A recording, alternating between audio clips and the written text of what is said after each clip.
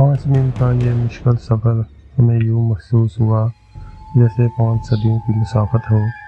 और जब हम अनाई के पहाड़ों को अबूर करके वादी में दाखिल हुए तो सूरज गुरूब हो रहा था।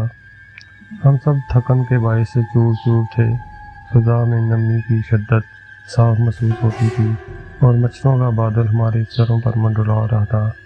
इनसे महफूज रहने के लिए हमने एक पहाड़ी के बुलंद और फराख टीले पर अपने खेमे जमा लिए ताकि तेज़ और सर्द हवा के थपेड़े मच्छरों की फौज को भगाते रहें। बुलंद टीले से वादी के पहाड़ों जंगलों का दूर दूर तक नज़ारा किया जा सकता था जो उफ़क़ तक फैलते चले गए थे।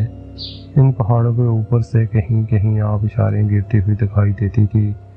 पानी की इस सफ़ेद चादर पर जब डूबते हुए आफ़ताब की नारंगी किरणें पड़ती तो वो हीरे की मानंद चमकती थी। तहद्दे नगाह तक चारों तरफ बांसों के ऊंचे ऊंचे जंगल सीना ताने खड़े थे और तेज़ हवा जमीन के दरमियान से गुजरती तो सीटियां सी बजने लगती थी। 5 मील दूर वो गांव जिसे हम पीछे छोड़ आए थे इस बुलंदी से साफ दिखाई दे रहा था और वहाँ आके अलाव लम्हा व लम्हा रोशन होते जा रहे थे। पूरी वादी में ऐसा सन्नाटा और खामोशी तारी थी जैसे यहाँ कोई जानदार नहीं बसता। हत्ता के परिंदों की उड़ती हुई कतारें भी गायब थी जो दिन भर दाना दुल्का चुगने के बाद सूरज गुरूब होने के साथ ही अपने घोंसलों को वापस आती हैं। आसमान पर बादल का कोई टुकड़ा भी न था। अलबत्ता मगर भी उफ़क़ पर फैली हुई शफ़क़ हर लम्हा रंगीन से रंगीन तर होती जा रही थी और इसके साथ ही सर्द हवा के झोंके पूरी शिद्दत से चलना शुरू हो गए थे। कुदरत ने इस खित्ते को कुदरती हुस्न की जिस दौलत से नवाजा है इसकी दाद ना देना नाशुक्रापन होगा। बेपनाह थकन जिसकी वजह से जिस्म का बंद बंद दुखरा था गायब हो चुकी थी और मैं अपने आप को बिल्कुल तरोताज़ा महसूस करने लगा। और ये कैफियत मेरी ही नहीं मेरे साथियों की भी थी। बूढ़ा बाबी हमसे इस तरह फासले पर अपना नेज़ा थामे मशरक़ की तरफ मुँह किए बैठा किसी गहरी सोच में गर्क था। शायद ये नज़ारे इसके लिए नए ना थे। यकायक वादी के अंदरूनी हिस्से में शेर के दहाड़ने की आवाज़ आई और यूँ महसूस हुआ जैसे इर्द गिर्द की पहाड़ियाँ लर्ज़ गई हों। हम सब चौकन्ने होकर इस तरफ देखने लगे। 5 मिनट पर शेरों के दहाड़ने की आवाज़ फिर आई मगर ये आवाज़ अब ज़्यादा करीब महसूस होती थी। हम सब बेताबी से आवाज़ के रुख दे रहे थे कि क्या तमाशा ज़हूर में आता है। अचानक 4 फलांग के फासले पर एक बड़ा सा बारहसिंगा दौड़ता हुआ दिखाई दिया। इसका रुख हमारी तरफ था। बेतहाशा छलांगे लगाता हुआ वो आनन फानन में पहाड़ी के नीचे आ गया। 1 मिनट के बाद क्या देखते हैं कि इस तरह से वे यक वक्त 2 शेर गिराते और दहाड़ते निकले और बारहसिंगे ने बच के निकलना चाहा मगर शेरों ने दोनों तरफ से उसे घेर दिया और चंद मिनट में चीर फाड़ कर बराबर कर दिया और अपना आधा हिस्सा लेकर मुख्तलिफ सिमतों में रवाना हो गए।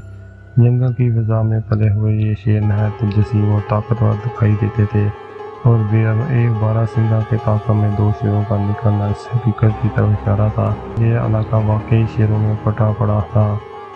सूरज गुरूब होते ही तारीकी के गिराव ने ज़मीन से लेकर आसमान तक को अपने अंदर लपेट लिया और जूं अंधेरा बढ़ता जाता था फ़िज़ा में उनकी हवा की तेज़ी में शिद्दत पैदा हो रही थी यहाँ तक कि हम सर्दी के बायस कांपने लगे और हमें हेमों के अंदर पड़े हुए कमरों में पनाह लेना पड़ी। विलियम का ख्याल था कि रात को सर्दी और बढ़ेगी इसलिए आग जला लेनी चाहिए मगर बाबी ने फ़ौरन मुनकार में सर को जंबश दी और हम हैरत से की तरफ देखने लगे। क्यों बाबा, आग जलाने में क्या नुकसान है? मुझसे रहा ना गया तो पूछ ही बैठा। मालिक, आप ये भूलें कि ये मकाम कौन सा है? क्या आदमियों को खाने वाले वहशी आपको याद नहीं रहे? रात की तारीकी में जब वो आग के शोले देखेंगे तो ज़रूर आएंगे। बाबी के ये अल्फाज ना थे, बिजली की लहरें थी जो मेरे जिस्म में दौड़ गई। खुदा की पनाह, इन वहशियों को तो हम फरामोश ही कर चुके थे और अब वही मकाम जो थोड़ी देर पहले हमारे लिए जन्नत नगाह और दूसरे कोच बना हुआ था यक बजग एक भयानक शक्ल अख्तियार कर गया। दहशत व खौफ का वो दौरा जो हम 5 मिनट पीछे छोड़ आए थे अब दोबारा हम पर मुसल्लत हो गया। बहरहाल शाम के खाने से फारग होकर हम अपने अपने कमरों में दुबक गए। आइंदा प्रोग्राम के बारे में बातें करते हुए जाने कब नींद की देवी हमें अपनी गोश में ले लिया। کچھ معلوم نہیں کتنی دیر سویا لیکن اتنا زیادہ کہ شور کی ایک ہلکی سی آواز سے میری آنکھ کھل گئی۔ میرے دونوں امریکی دوست قریب ہی بڑے بے خبر سو رہے تھے۔ میں نے کان لگا کر یہ پراسرار شور سننے کی کوشش کی مگر آواز جس کا مدم ہو گیا سے واضح تھی، کچھ پتہ نہ چلا کہ کدھر سے آ رہی ہے۔ ایسے یوں محسوس ہوتا تھا جیسے کوسوں میل دور کہیں ڈول سا بج رہا تھا اور بہت سی عورتیں مل کر بین کر رہی ہوں۔ کبھی یہ آواز مدم ہو جاتی اور کبھی تیز، کبھی یوں محسوس ہوتا جیسے بالکل قریب سے آ رہی ہے۔ میں آہستہ سے اٹھا، سرہانے رکھی ریفل اور ٹارچ نکالی اور خیمے سے باہر نکل آیا۔ میری چھٹی خاص مجھے کہہ رہی تھی کہ وہ معمول خطرہ پیش آنے والا ہے۔ وہ خطرہ کہاں تھا یہ میں نہیں جانتا تھا۔ لمحہ بعد لمحہ میرے حواس خود بہت معطل ہو رہے تھے اور کلیجہ اندر ہی اندر بیٹھا جا رہا تھا۔ میں بابی کو دیکھنے کے لیے دوسرے خیمے میں گیا۔ اندر ٹارچ کی روشنی ڈالی تو زمین پیروں تلے نکل گئی۔ خیمہ بالکل خالی پڑا تھا اور بابی غائب تھا۔ اس وقت بوڑھے بابی کا غائب ہونا نیک فعل نہ تھا۔ سمجھ میں نہیں آتا تھا کہ کیا حادثہ پیش آیا، وہ کدھر گیا۔ میں اسی فکر میں گم تھا۔ میرے عقب میں ہلکی سی آہٹ ہوئی۔ میں نے پلٹ کر دیکھا تو دہشت سے میرے بدن میں تھر تھر سی چھوٹ گئی اور اس سردی میں بھی پسینے کے قطرے میری پریشانی پر پھوٹ نکلے۔ دو وحشی جنہوں نے شیر کی کھالیں اوڑھ رکھی تھی 20 قدم کے فاصلے پر کھڑے حیرت سے مجھے گھور رہے تھے۔ ڈیل ڈول اور قدو قامت میں وہ بالکل دیو کی مانند دکھائی دیتے تھے۔ ان کی داڑھیوں اور سر کے بال حد سے زیادہ بڑے ہوئے تھے اور آنکھیں یوں روشن تھی جیسے اندھیرے میں شیر کی آنکھیں چمکتی ہیں۔ 1-2 سیکنڈ تک وہ مجھے دیکھتے رہے۔ ان کے ہاتھوں میں کوئی ہتھیار نہ تھا۔ میں بھی بے حرکت اپنی جگہ پر کھڑا ان کو دیکھتا رہا۔ یک وہ آگے بڑھے اور میں نے جوش میں آ کر جلدی سے ریفل سیدھی کی اور اندھادھند فائر کر دیا۔ ایک وحشی چیخ مار کر گرا اور لڑکھڑاتا ہوا نیچے ہدا جانے کہاں جا گرا۔ دوسرا ڈر کر فوراً ایک چٹان کی آڑ میں ہو گیا اور میں نے دوبارہ اس کا مکروہ چہرہ نہیں دیکھا۔ میرے ہاتھ پیر اس غیر متوقع حادثے کی بدولت بری طرح لرز رہے تھے۔ فائر کی آواز سن کر ولیم اور نیکسن بھی ریفلیں سنبھال کر باہر نکل آئے۔ میں نے ان سے کہا کہ ہمیں فوراً یہ جگہ چھوڑ دینی چاہیے کیونکہ وحشیوں نے ہمیں دیکھ لیا ہے۔ آدھی رات کو پراسرار وادی میں ہم 3 اجنبی شہزادہ اپنی جان بچانے کی فکر میں غرق تھے۔ مجھے یقین تھا کہ بوڑھا بابی ضرور ان ہونہار وحشیوں کے ہتھے چڑھ گیا ہے ورنہ وہ یوں اچانک غائب نہ ہو سکتا تھا۔ وہ پراسرار آواز جو بہت دور سے آتی تھی اب قریب آ رہی تھی اور مجھے اس میں کوئی شبہ نہ تھا کہ یہ ضرور آدم اور وحشیوں کی ٹولی ہے جو اس وقت شکار کی تلاش میں نکلی ہے۔ انتہائی بدحواسی میں اپنا تمام سامان وہیں چھوڑ کر ہم تینوں ریفلیں اور کارتوسوں سمیت وہاں سے بھاگ نکلے۔ اب سوال یہ تھا کہ جائیں کس طرف؟ شمال کی طرف۔ نائی کے پہاڑ ہی ہمیں پناہ دے سکتے تھے۔ ہم اس طرح روانہ ہوئے۔ وہی چاندنی جو تھوڑی دیر پہلے اداس اور سوگوار نظر آتی تھی اب ہمارے لیے نہایت مددگار ثابت ہوئی، ورنہ ہم اندھیرے میں کسی سینکڑوں فٹ گہرے کھڈ میں گر سکتے تھے۔ اس لمحے جنگل میں شیروں نے گرجنا شروع کر دیا۔ شاید وحشیوں کے گل گپاڑے سے ان کے رام میں خلل پڑ گیا تھا۔ اس طرح وہ پریشانی کی وہ کیفیت بیان کرنے کے لیے میرے پاس الفاظ نہیں ہے کہ کس طرح ہامتے کامتے اور دندنوں کو پھرانگتے، ٹھوکریں کھاتے اور زخموں سے لہو لہان ہوتے ہوئے ہم شمال ان پہاڑی غاروں کے قریب پہنچے۔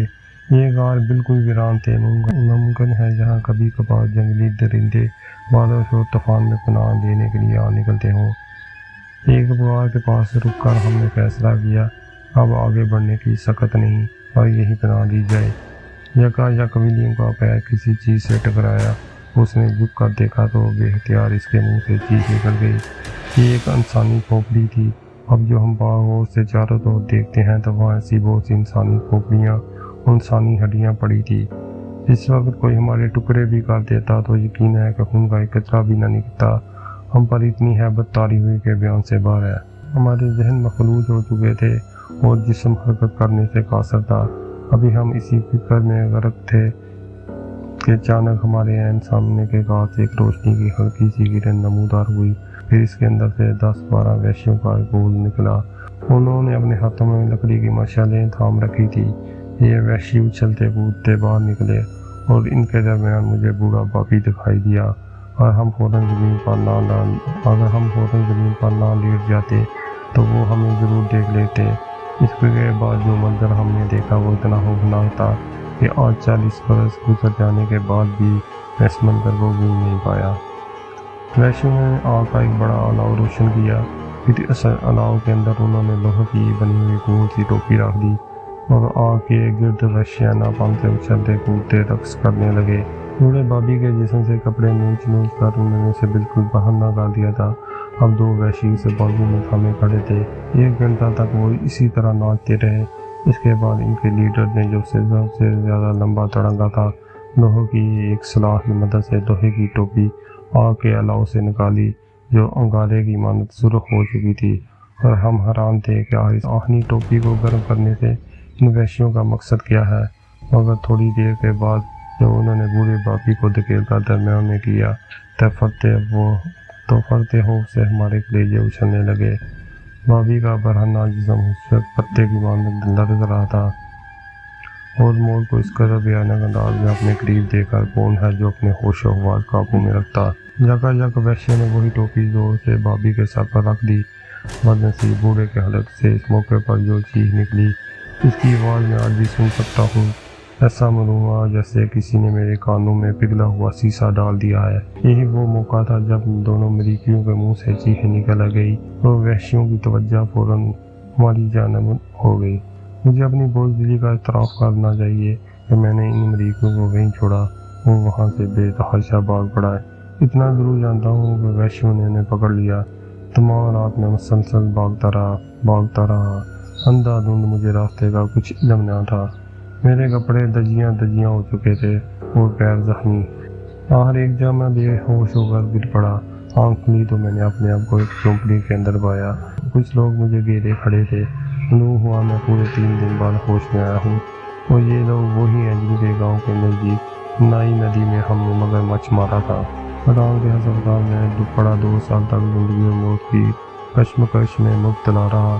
میری دونوں ٹانگیں بیکار ہو چکی تھی، اور ڈاکٹروں نے اس خدشے کے پیش نظر کہ زہر جسم میں نہ داخل ہو جائے دونوں ٹانگیں کاٹ دی۔ میں آج زندہ ہوں لیکن مردوں سے بدتر، اور اب بھی راتوں کو سوتے یک رخت چیخنے لگتا ہوں، اور لوگ مجھے پاگل سمجھتے ہیں۔ کیا میں واقعی پاگل ہوں؟